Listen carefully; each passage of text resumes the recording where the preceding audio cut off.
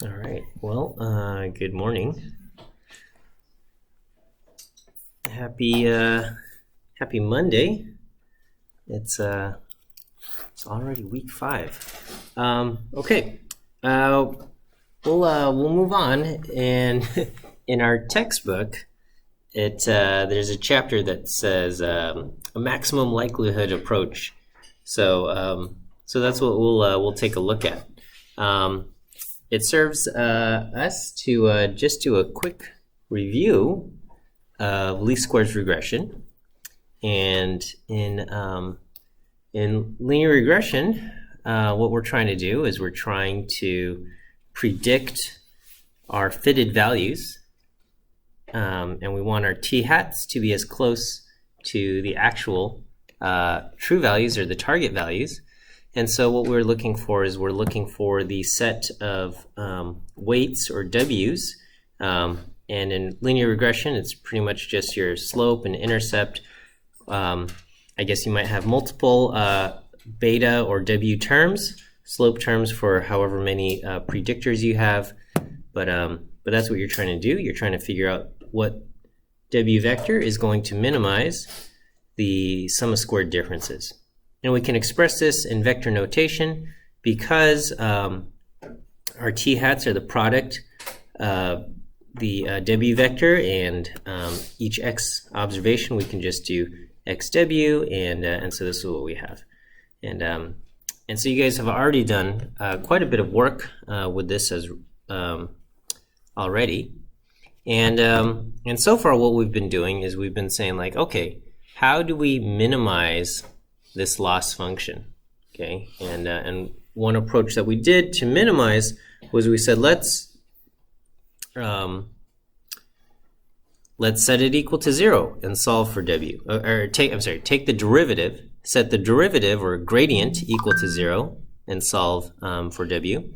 Another thing we did was we said let's do gradient descent. We'll start at an arbitrary W, we'll apply gradient descent, and eventually that will take us to a W that minimizes this this quantity here. Okay, and so that's what we've been doing, right? So so far we've been doing kind of this minimizing approach, and it's the same strategy that we used when we were training a neural network. Neural network was just a tiny bit more complicated in that you have a couple weight matrices, a couple functions in there, but basically you have a way to go from your inputs to predicted values, and we define some kind of loss function, and we are going to figure out what W's to use by minimizing the loss function. And what we're going to do today is we are going to take a slightly different approach, and now we are going to try to maximize the likelihood of our data. So when we talk about maximum likelihood estimation, we need to have some kind of probabilistic model behind our observations. So in this case, we have this generative model where we say, there is some relationship where, we could take a W and we can multiply it by X, but then we have random noise. So there's some kind of maybe true, quote unquote, true relationship, but there's also random noise. And so whenever you observe a real observation, this nth observation t sub n, it's not just W times the predictor variables, but it also includes some kind of noise or random error term. Okay. So this part looks very similar. The only so when we were talking about our predicted values, we always had t hat and W transpose xn, and we said we were trying to minimize the difference between t hat and t. The only real difference here is that we are kind of just saying take your predicted value, and the difference is that we are adding some kind of noise term. So rather than just saying find the W's that are going to minimize the distance between the actual value and the predicted value, we're going to just say, hey, we have our predicted value, and then we have some kind of random error thing. Okay, but now that we have random error, and there's a probability function defining this random error, now we have a probabilistic model. Okay, so we can say our observations now come from some kind of probability model, and now that our observations come from some kind of probability model, we can calculate the likelihood of our data. And what our goal now will be, figure out the parameters that are going to maximize the likelihood of our data. So the key kind of assumption here that we are going to do is that our random noise is normally distributed. So that's going to be kind of one of the central assumptions that we make. So we're going to assume that this random noise term is normally distributed. It has a mean of 0, and it has constant variance sigma squared. Okay. You know, the random noise term, I suppose it could have a different distribution, but that will just kind of make all of our work and our calculations complicated. So, so for now, we're just going to say our random noise is normally distributed with a mean of 0 and constant variance sigma squared, which I think is reasonable. I mean, this is kind of what we force upon you when you take like 101A and you do linear regression, right? So in linear regression, one of the kind of key assumptions that you have to check at the end of the day is are my residuals normally distributed? Is there constant variance in my residuals?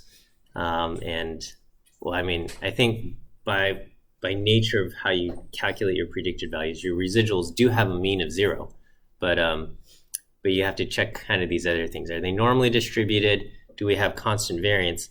And if any of those things are violated, you say, uh-oh, you know, my model might not be a good fit because these assumptions that I'm making about the residuals don't seem to be true when I look at them. Okay, and so basically we're kind of working from there, and we're just saying, all right, let's assume that our residuals have those properties.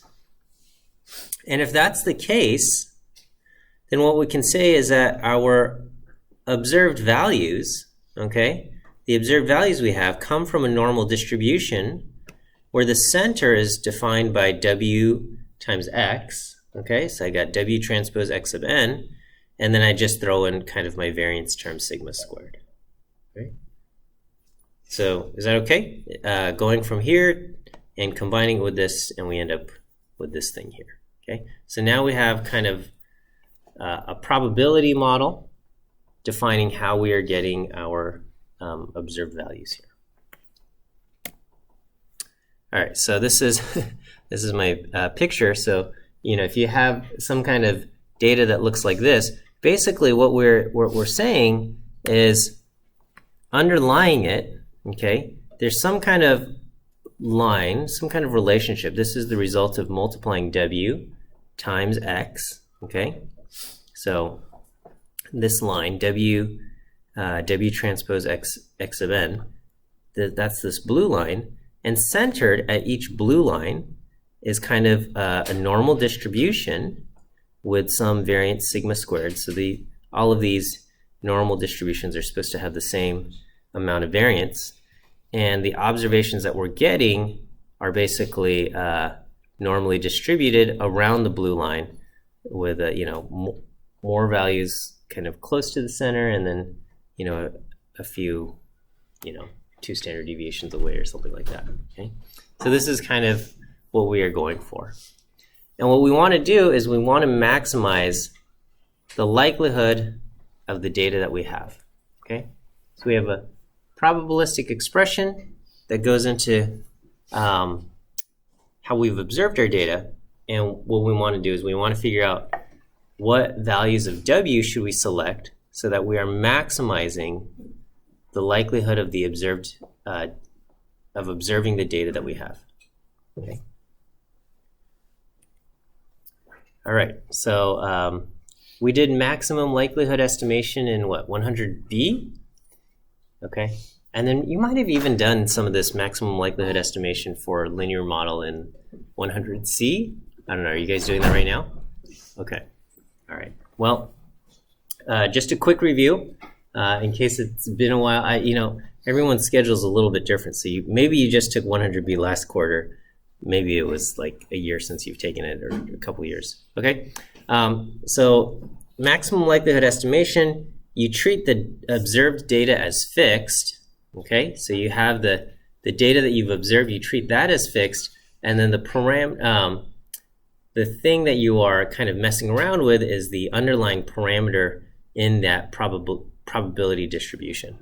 So if we have some kind of probability function, all right, that generates values x and have some kind of unknown parameter theta, we could say, we have this probability thing. And the example I have here is, we've got this bag, and inside the bag we have these different marbles.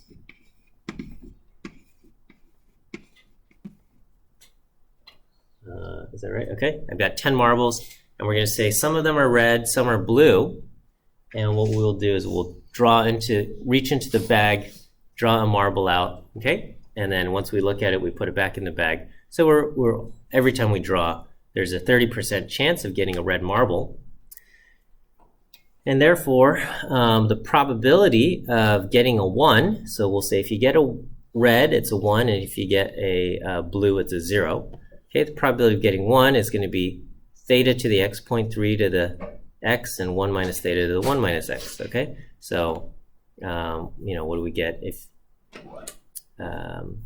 we get 0.3, and then if you want to say what's the probability of getting 0, then that would be 0.3 to the 0 and 0.7 to the 1, so that would be 0.7. Okay, that's just a Bernoulli distribution.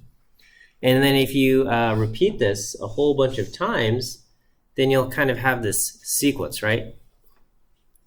And we can say, hey, what's the probability of getting red, red, blue? All right, if we draw 3 marbles with replacement, and so it's the probability of this exact sequence is 0.3 times 0.3 times 0.7, or the product of all of our probabilities, and we get 0.063. Okay. Which is different from a binomial probability where the order doesn't matter, all right? You just multiply this by the binomial coefficient, and it would be 3 times as many because 3 choose 2 is 3. But anyway, this is what we have, 0.063. So that's fine. That's simple enough. If I gave you the bag and I said, that's what we have, okay? That's using the probability function, okay? What we want to do is we want to kind of switch to likelihood mode, all right? And the key difference between probability and likelihood, okay? Because this was something that took me a while to get my head around, is that both probability and likelihood, they describe probabilities. And I was always kind of like, what's the difference between probability and likelihood? Because I guess like in day-to-day life, we almost use these words interchangeably, right? We say like chance, probability, likelihood. These are all kinds of, they both describe the same thing. But, in statistics and probability, the difference here is that probability functions are a function of the outcome x. You plug in x, you put into the probability function, and you get a probability, okay? A likelihood function is a function of this unknown parameter theta, okay? So we leave the data x as fixed, you plug in your theta, and the function spits out, it's a probability, but we call it the likelihood, okay? So, so when we're talking about a probability function, that theta, the parameter is fixed, and you change the the outcomes. The x is 0, x is 1, x is whatever outcome you want, and you say, hey, what's the probability of getting this outcome if we have this parameter value theta, okay? And when you do that, you get these probabilities. And probability functions, they have to add up to 1 or integrate to 1 if you put in all of the different possible x values that you can get. Okay, so that's kind of a key defining property of probability functions, is that if you plug in all of the different possible values of x, they're all going to add up to 1. Or if it's continuous, if you integrate across all the possible values of x, it has to integrate to 1. Okay, whereas a likelihood function does not need to sum or integrate to 1. Okay, the x is your data. You're going to treat your data as fixed, and you're going to say if the unknown parameter, if we could kind of adjust this, what would be the likelihood of my data, right? So you could imagine, I don't know, another example is, you could have a wheel or a spinner, right? You flick the spinner and it spins around. And in this this wheel, you have a 50% probability of getting a 1, okay? But you could imagine having like different kinds of wheels, okay? So now you would have a 75% probability of ending up on this side, or whatever it is, right? And you could imagine you have some kind of the ability to kind of adjust how much is shaded, right? And then the question is if the sequence you're getting, so if we're going to say this side is 1 and this is 0, right? And if you observe a certain sequence of values and you had to guess how much of the wheel was shaded, that's what we're trying to do. We're going to try to, okay, so we're going to pretend like the wheel is hidden and we can't actually see what's happening here. But you do observe a sequence of values, and based on that sequence of values, I say, hey, guess how much of the wheel is shaded. Okay. Or the other thing would be you have this pouch, and you don't know, so you don't know how many marbles are in there. Okay, you don't know how many are red, how many are blue, but you observe a certain sequence of red and blue marbles, okay? So if we observe the sequence red, red, blue, or if I observe a sequence 1, 1, 0, or something like that, we're going to try to estimate how much of the pouch is red, or how much of the wheel is shaded number 1, okay?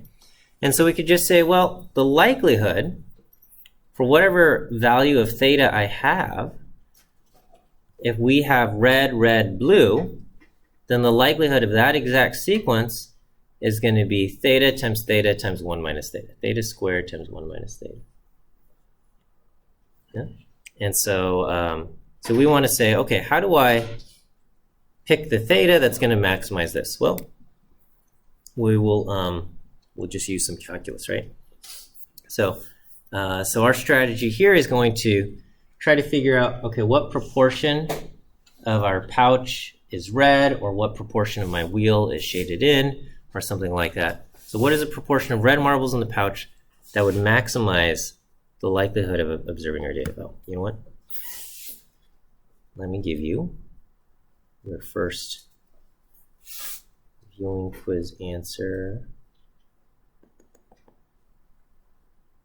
The letter E. P as in elephant, E. Is our first view quiz answer. Okay. So what value of theta is going to maximize this quantity? Because this is going to be the likelihood of getting the sequence 1, 1, 0, right? So this is going to, this is a theta. What's the probability of this? And the probability of this is 1 minus theta. So if we take the product of this,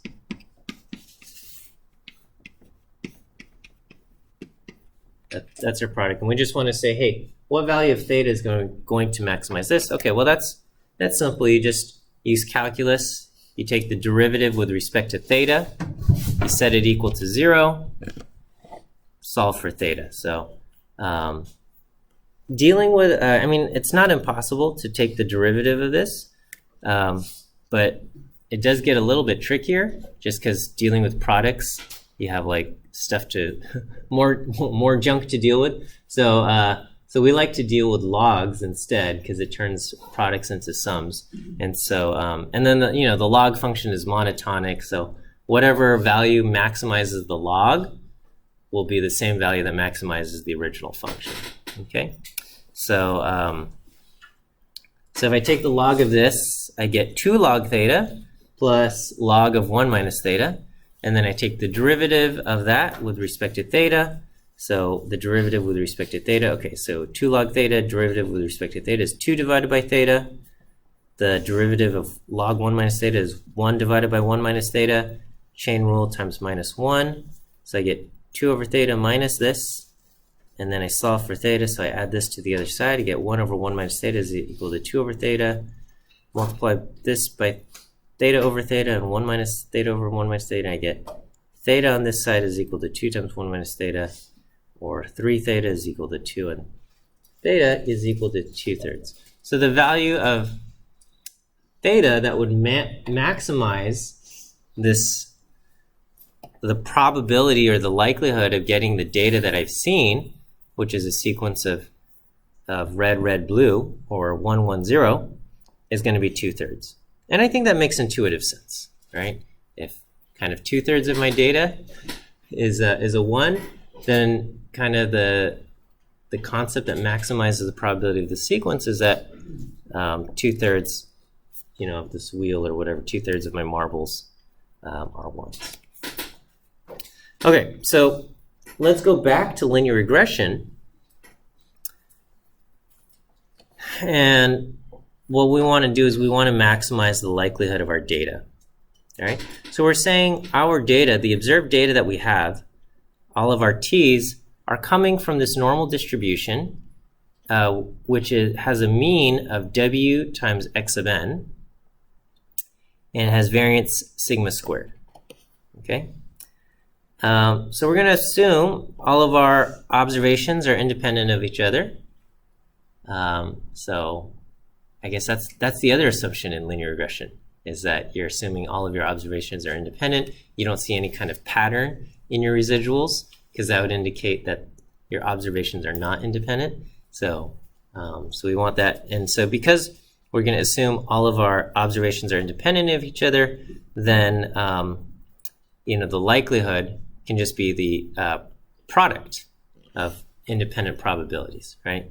So the total likelihood is going to be the product of, what is the probability of getting this observation given your fixed x values, the observed x values, your fixed, and you're messing around with w, and then you have this sigma squared. And so we're going to say this probability is the kind of normal distribution PDF, okay, centered at W transpose X, variance sigma squared, and this is the thing that we want to maximize. All right, so the PDF of the normal distribution, 1 over root 2 pi sigma squared, e to the, and then basically negative x minus mu quantity squared over 2 sigma squared. So this is the PDF of our normal distribution. So what we're going to do is we're going to just kind of plug that in, and we're going to say, all right, if I replace it, if I plug the PDF into here, this is what I have. Okay. And so I want to maximize this. I want to find what is the value of W that's going to maximize this quantity.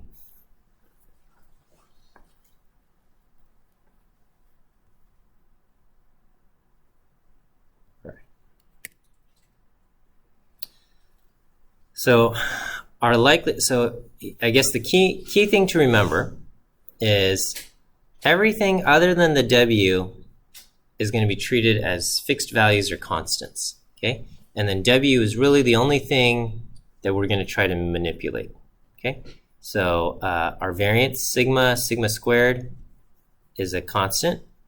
The observed values T are fixed values. We've already observed them, and we're trying to say, hey, how do I maximize the likelihood of this data? I'm not asking, hey, what's the probability of getting this data? I'm saying, how do I maximize the likelihood of this data? And so our observed values t are fixed values. Our input values x are also fixed. The only model parameters that we're going to mess with is w. So how do we maximize this? Okay, so this is where things get just, I guess, a touch messier, right? So what we want to do is we're going to take the derivative of this, and then we're going to set it equal to 0, and then we're going to solve for w, all right? And so, and again, you have this huge product, and taking the derivative of a huge product can get messy. So what we want to do instead is we're going to try to maximize the log likelihood, which turns the product into a sum. So if this is my likelihood, I'm going to say, hey, what is the log likelihood? So the log likelihood, basically, the product becomes a sum, and then I have to take the log of every single term here.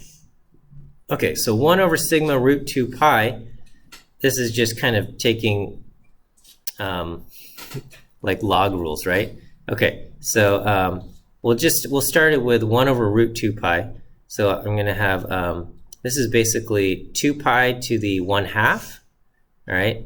Or I guess 2 pi to the negative 1/2 because it's in the bottom, right? So I've got log of 2 pi times negative 1/2, and then I've got times 1 over theta, so I got negative log of theta, and then I got e raised to all of this, and so the log of all of this is just going to be whatever's inside there, 1 over 2 sigma squared Tn this, okay?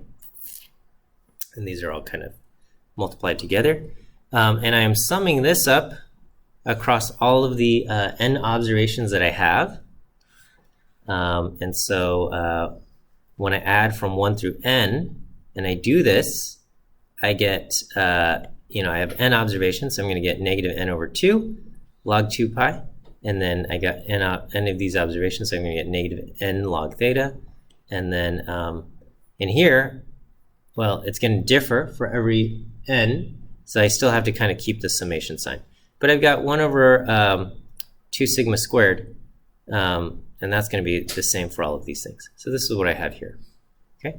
And so here I want to say we want to figure out how do we maximize this? Well, the way we're going to maximize this is we're going to, because here we have a minimum or a negative sign here to maximize the log likelihood. Basically, I can just kind of focus in on this part, and I want to minimize this part, right? Because these are just constants. Okay, this is a constant, and this is a constant. Is not affected by my choice of w. And if I want to maximize the total log likelihood, I just need to kind of minimize whatever this whole thing is.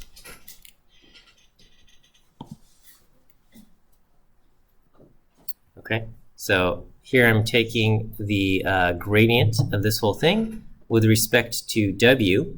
So again, with respect to w, this is just a constant. With respect to w, this is just a constant. And then now I want to take the derivative of this with respect to w. So I got t minus w transpose xn.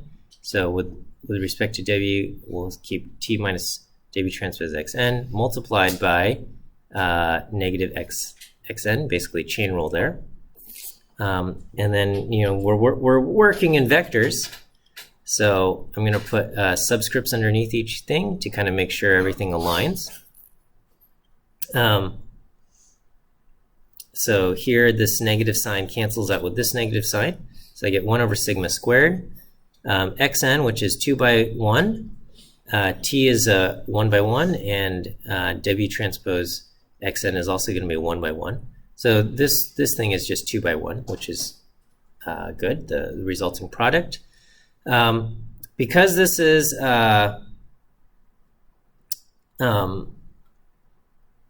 1 by 1, I can transpose it without affecting it at all. Okay, So the transpose of W transpose Xn is Xn transpose W. Okay, so I can kind of transpose this because the result is a 1 by 1. So I can kind of transpose that. That result is still going to be a 1 by 1. I haven't affected anything. Okay, and then now I can kind of distribute my Xn. Right, so Xn times Tn is 2 by 1 times a 1 by 1 minus, and then here I've got Xn 2 by 1 times this 1 by 1. And what we'll do is we'll set that equal to 0 and solve for W. So here, if I expand this out, okay, basically instead of dealing with each individual observation x sub n, I want to deal with the entire matrix X. All right, so the entire matrix X consists of basically each observation transpose. So if X sub n is one, a 2 by 1 with 1 and Xn, then big X is just kind of all of these things transposed. And then T is just kind of this matrix that's n rows in one column. W is a 2 by 1. Okay, so here I'm going to kind of, this is what I have. I'm going to just say it's two summations, xn tn, the sum across all n observations there, and over here I've got the sum of xn transpose w. All right, so xn tn, if we think about what that is, okay, we know that the result of this has to be a 2 by 1, and I can get that by taking big X transpose t, right? If I take big X transpose t, that's going to be the same as taking each observation, multiplying it by t, which will result in a 2 by 1, and then summing it across all of these things. And then this one over here, which is xn transpose w, right? X sub n is 2 by 1, X sub n transpose is 1 by 2, and w is a 2 by 1, right? So we can see that this also is going to be a 2 by 1. And we can see that if I want to deal with all of X to get rid of my summation, I can just do big X transpose big X times W. So just kind of dealing with all of this. So we can get rid of the summations and just kind of use the matrix notation, and we have this, and we have the derivative of this, derivative of our log likelihood function with respect to W simplifies down to this 1 over sigma squared X transpose T minus X transpose X W. That's where we are. Okay, let me go ahead and give you your second view quiz answer, which is the letter B.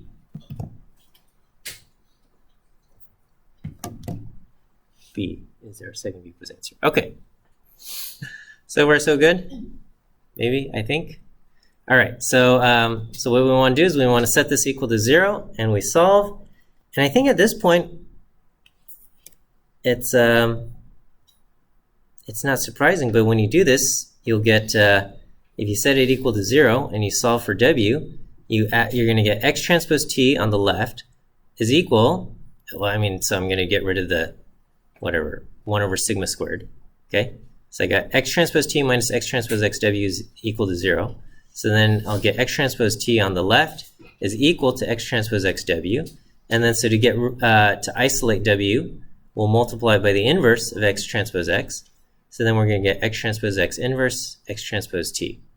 Okay? And I think by this point, this thing looks very familiar to us. This is the same exact solution that minimizes the sum of squared errors, right?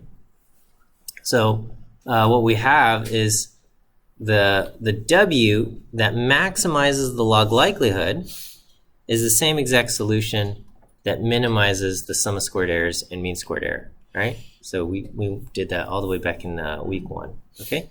Now there were a couple key assumptions, and that was we had to assume that all of our errors came from a normal distribution, okay? Because the normal distribution gave us this PDF, and because we have this PDF, the log likelihood looks like this, and when solving for the W that's going to maximize our log likelihood, we end up at this solution.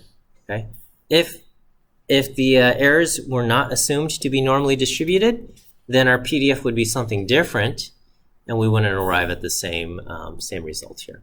Okay, so minimizing the squared error, the sum of squared errors or mean squared error, is equivalent, or is going to produce the same result if you try to maximize the likelihood. Okay, but that only works if you assume your errors come from a normal distribution.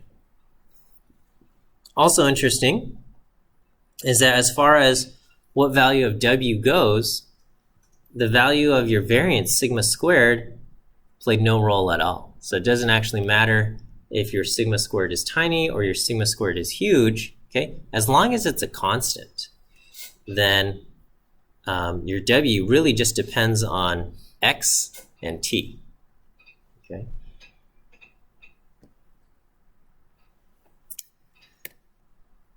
If you actually look at it, though, all right, it kind of makes sense, right? So when we think about maximizing the log likelihood function, right? So here's my likelihood function, and this is just the PDF. And if you think about what is the PDF of the normal distribution, it's basically, you know, this e to something over here, right? And this is basically kind of like calculating a z-score, right? Your observed minus whatever the mean is proposed to be divided by sigma squared. So you have this this term here, and if you say, okay, well, what is the log of this likelihood function? This stuff, all of this stuff up here is just a constant, okay? And then after you apply chain rule, you're going to get a negative constant multiplied by this thing over here. And this is just the sum of squared errors. If you look at, when we expand looked at the log likelihood,